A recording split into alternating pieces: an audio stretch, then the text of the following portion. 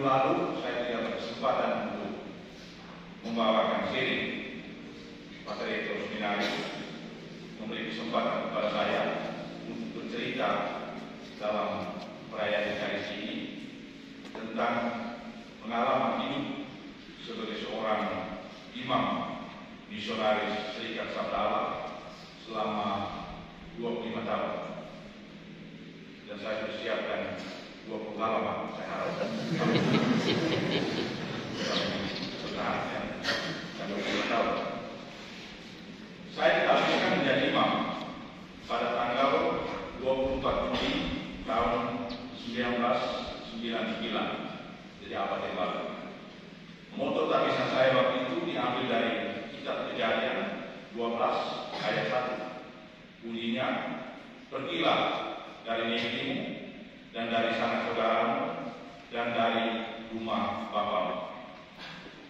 Abraham hanya bisa menjadi bapa bangsa-bangsa, bapa agama-agama, bapa umat manusia, karena ia mendengarkan panggilan Yahweh dan terbuka untuk menjalankannya dengan cara meninggalkan ikatan pada sebuah nasionalisme yang sempit, paham kekeluargaan yang eksklusif, dan rumah bapa yang tertutup.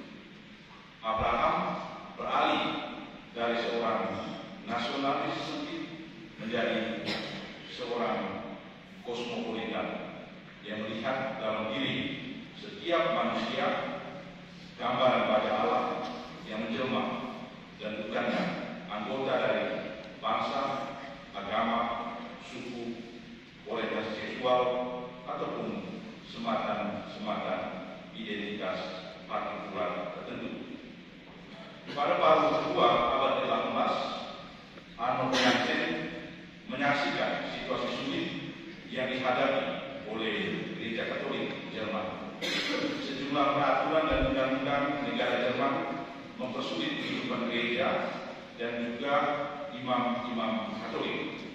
Dalam situasi sulit tersebut, Arnold Jansen terbuka terhadap kehendak Roh Kudus yang memprovokasi kreativitasnya untuk mendirikan sebuah kongregasi religius misioner di Steyr, Belanda.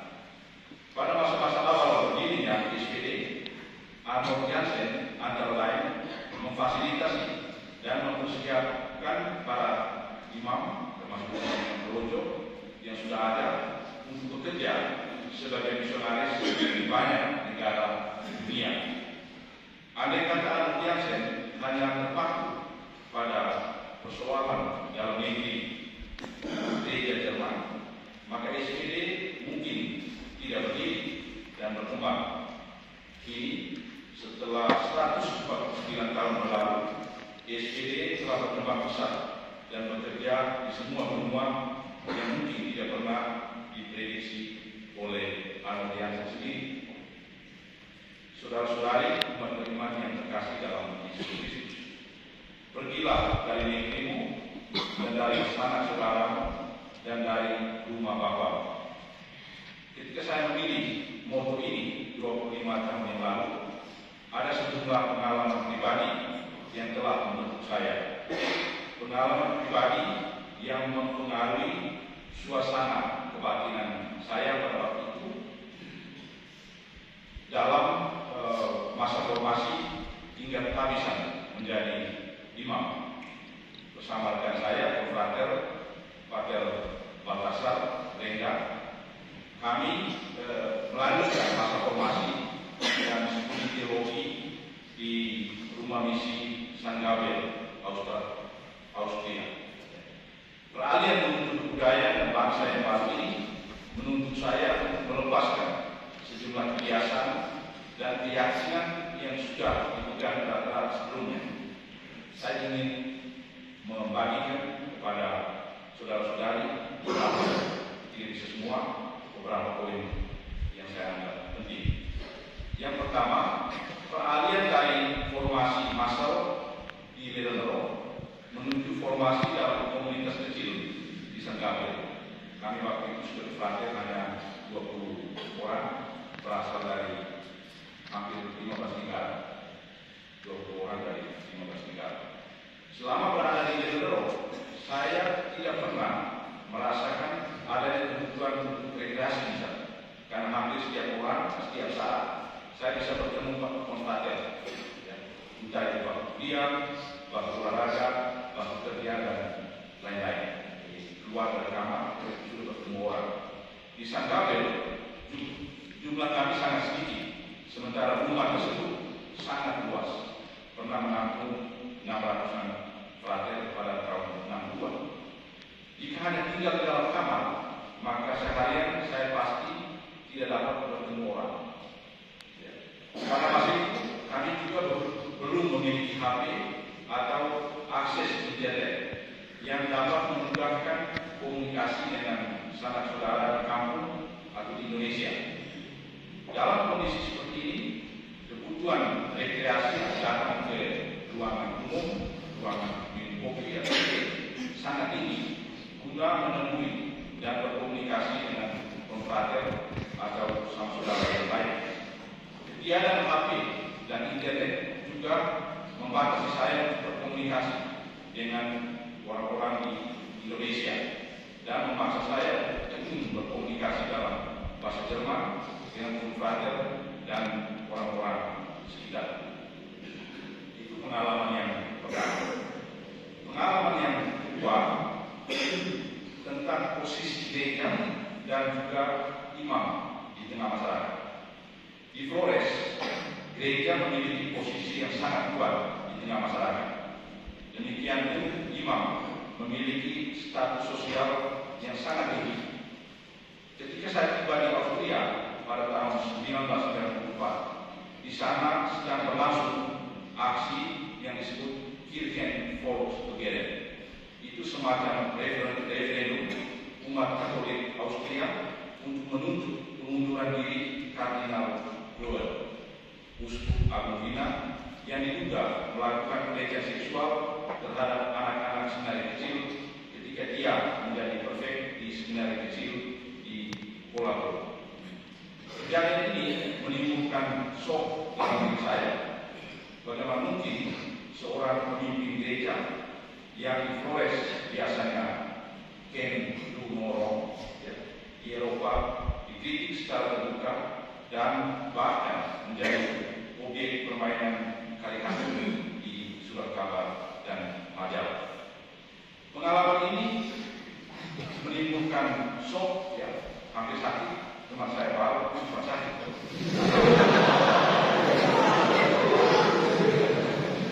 Tapi di sisi lain menumbuhkan kesadaran dalam diri saya bahwa sebagai sebuah institusi kekuasaan, para pemimpin gereja juga dapat berbuat salah, dan karena itu haruslah dikontrol secara demokratis guna menghindari abuse of power. Itu pengalaman kedua. Pengalaman ketiga, pastoral pemuda di salah satu paroki di tengah kota Mina. Pada akhir tahun 1998 hingga Juli 1999, saya menjalankan praktik diakonat di paroki di Tunggal Maha Kudus, Alex Segregasi, Bina. Tugas saya adalah menurut pastor paroki waktu itu ketika saya datang ke paroki, yang pertama memberikan pelajaran agama untuk anak-anak sekolah dasar, dan yang kedua menangani pastoral kaum muda.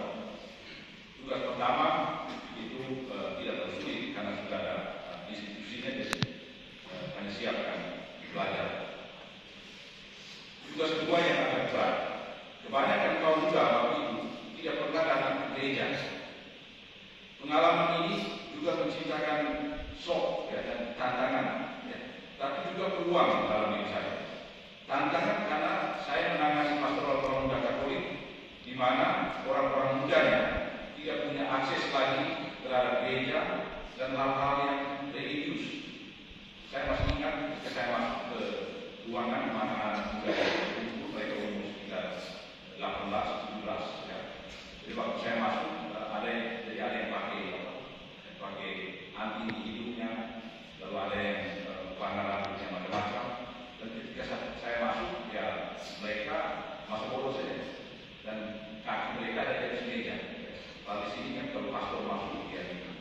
salam untuk ini yang dihormati.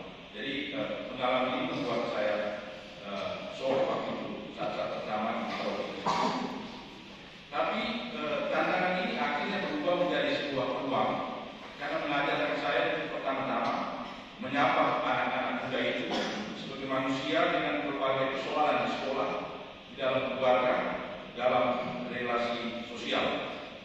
Relasi personal itu telah membangun trust di antara kami. Atas dasar trust ini, kami bisa mulai bicara tentang Tuhan dan tema-tema religius, tema-tema religius yang menarik untuk mereka. Saya masih ingat tema religius pertama yang kami bicarakan, kami menonton bersama Helen tentang hidup setelah kematian. Jadi ada Helen, saya lupa dulunya. Lalu setelah itu kami diskusi. Jadi ternyata mereka bisa bertanya apa yang terjadi setelah kematian. Mereka ingat opa mereka yang sudah meninggal, punya hubungan yang dekat dengan opa-oma, dan mereka mulai berpikir opa setelah meninggal di kota. Jadi kami diskusi tentang itu, dan juga akhirnya menjadi akrab dan mulai bicara tentang soal-soal yang mereka hadapi, ada yang orang tuanya cerai dan macam-macam. Dan pengalaman ini mengingatkan saya akan kuliah teologi yang pernah saya ikuti di sini, yaitu Sang Kabir dan salah seorang teolog yang dulu sering saya baca, Karl Rahner pernah katakan teologi itu tidak lain dari antropologi atau pembicaraan tentang manusia yang dilakukan secara radikal. Jadi kalau kita bicara tentang manusia sampai tuntas, di sana kita bisa sampai pada teologi. Jadi kalau kita diskusi tentang kematian, ya sebagai masalah kemanusiaan, kalau dibuat secara radikal dan sampai tuntas, menurut Rahner itu sudah teologi.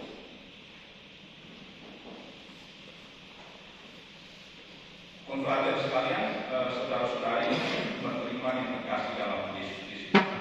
Tentu masih banyak pengalaman lain di mana saya harus beralih dari tradisi hidup yang sudah dididik erat menuju sebuah suasana baru yang sering diwarnai ketidakpastian dan tantangan.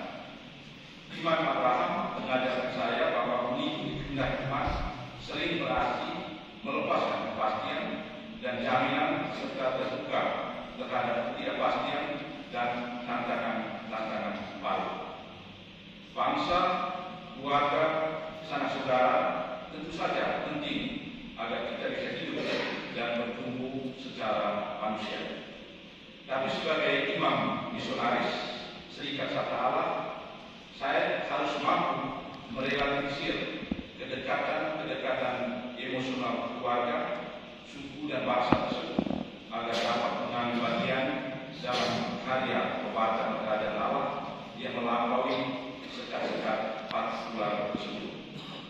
Pendebahan pengertian terhadap keluarga dan suku telah merusakkan tatanan hidup bersama umat manusia seperti tampak dalam politik dinasti, populisme kanan, nepotisme, dan pengabaian profesionalisme dalam penentuan jabatan-jabatan publik yang menentukan hayat hidup orang banyak. Bayangkan saja kalau seorang mahasiswa kedokteran diluluskan hanya karena dia anak rektor, sementara dia malas kuliah. Berapa ribu orang pasien akan jadi korban karena dia merasa salah yang diciptakan oleh dokter yang malas ini, atau dia menjadi calon wakil presiden dengan ijazah palsu hanya karena bapaknya seorang presiden. Dalam konteks ini saya terkesan dengan sabda Yesus ketika ada orang menyampaikan kepadanya bahwa ibu dan saudara-saudaranya sedang mencari dia.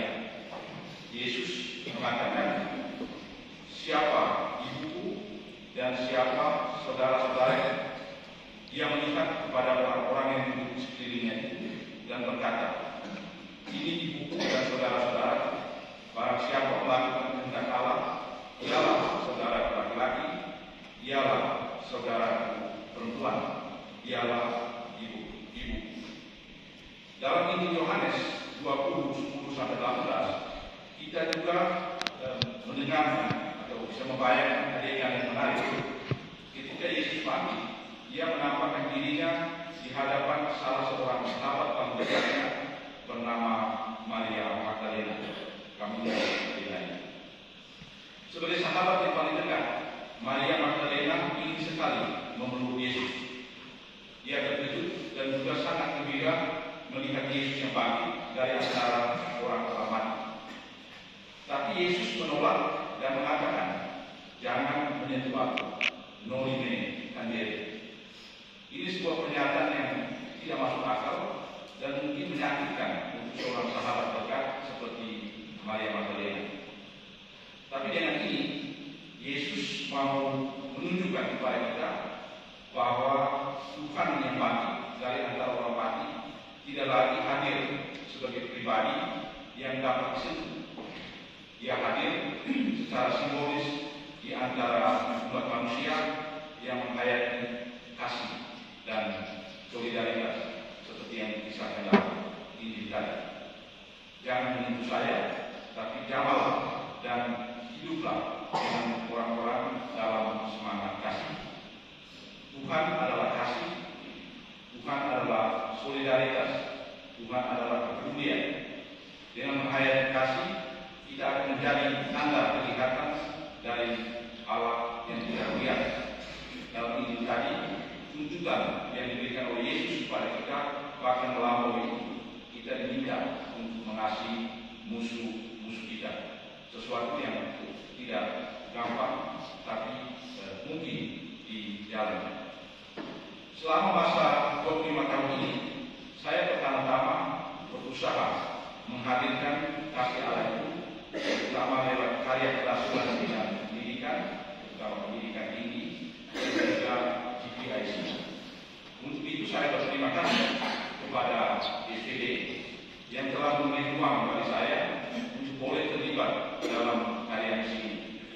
Lewat keterlibatan dalam kerasulan di bidang pendidikan, saya diberikan kesempatan untuk menjalin relasi dengan generasi muda yang adalah masa depan gereja, masa depan serikat, dan juga masa depan masyarakat. Dalam bidang pendidikan, saya tidak saja mengajar dan berusaha menginspirasi anak-anak muda, tapi juga diperkaya dan mendapat wawasan yang luas lewat interaksi dan diskusi dengan anak-anak muda dan anak-anak ini. GPIC merupakan salah satu karisma dan karya misi prioritas Serikat Sabda Allah. Lewat karya kerasulan ini, SPD berusaha untuk menghadirkan bela rasa dan belas kasih Allah untuk mereka yang paling rentan dan terpinggirkan. Mungkin saudara-saudari bertanya-tanya mengapa saya terlibat dalam kerasulan ini. Sebenarnya bukan dari kodrat. Sebenarnya ada 3 pengalaman yang meyakinkan saya bahwa terlibat dalam karya misi ini itu penting untuk serikat kita. Yang pertama itu Frater di Sanggau dulu. Biasanya akhir pekan kami harus memilih karya kerasulan tertentu. Ya. Dan saya waktu itu memilih untuk bekerja dengan Caritas memasak sup untuk para gelandangan atau Bina. Di Bina itu ada banyak gelandangan dan mereka biasanya tinggal di stasiun kereta. Jadi kami hari Sabtu siang biasanya ke Bina, lalu masak sup ya, bersama relawan yang lainnya, dan juga dan setelah itu malam kami dengan kendaraan dari satu stasiun ke stasiun yang lain untuk membawa membagi sup untuk para gelandangan. Jadi pengalaman yang pertama, dan saya terkejut bahwa Bina kota yang modern juga ditempati oleh banyak orang. Dan ini berkesempatan untuk bertemu dengan anak-anak muda yang lain. Ada yang beragama dan ada yang ateis. Artinya terjadi persahabatan dan diskusi-diskusi yang menarik. Itu pengalaman yang pertama. Lalu pengalaman kedua, pada tahun 2000 saya kira, provinsial waktu itu Pak Wali Kota mengizinkan saya untuk melakukan sebagai pemuda praktik ya 1 tahun di sebuah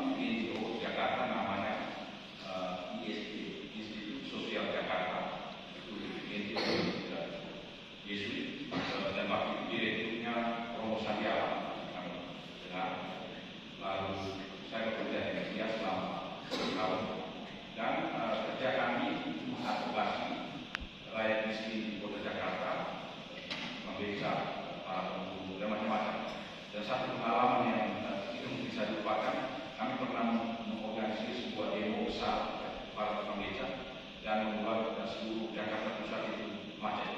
Jadi saya last demo waktu itu, terakhir membuat sebuah last demo waktu sebagai pembangunan Jakarta. Lalu yang ketiga, ketika saya pulang tahun 2008, pulang dari Tokyo dan bekerja sebagai dosen waktu itu pada Budi yang sekarang dia sebagai dosen. Dan saya masih ingat, saya baru 1-2 minggu di sini, dia langsung ajak saya ke Tokyo dan ikut diskusi di sana dan terlibat dalam banyak hal, banyak kegiatan di Tokyo yang sebelumnya asing bagi saya. Jadi isu-isu yang diangkat itu masih asing sebelumnya karena sering datang dan belajar, akhirnya saya juga menjadi familiar dengan isu-isu tersebut dan juga dengan pembahasan yang bercanda dia akan sering membuat diskusi tentang isu-isu kebijakan publik, tentang korupsi, tentang masalah human dan macam-macam yang lain. Saya kira tiga pengalaman itu yang mendorong saya terlibat dan saya merasa pengajar sebagai dan juga dalam kerja-kerja seperti itu saya diajarkan untuk bekerja berdasarkan data. Jadi kita membutuhkan data, jadi tidak boleh menjudge seorang dan senjata yang tidak menjudge orang secara pribadi. Saya kira data. Tadi dalam ini dikatakan jangan cepat menghakimi. Saya kira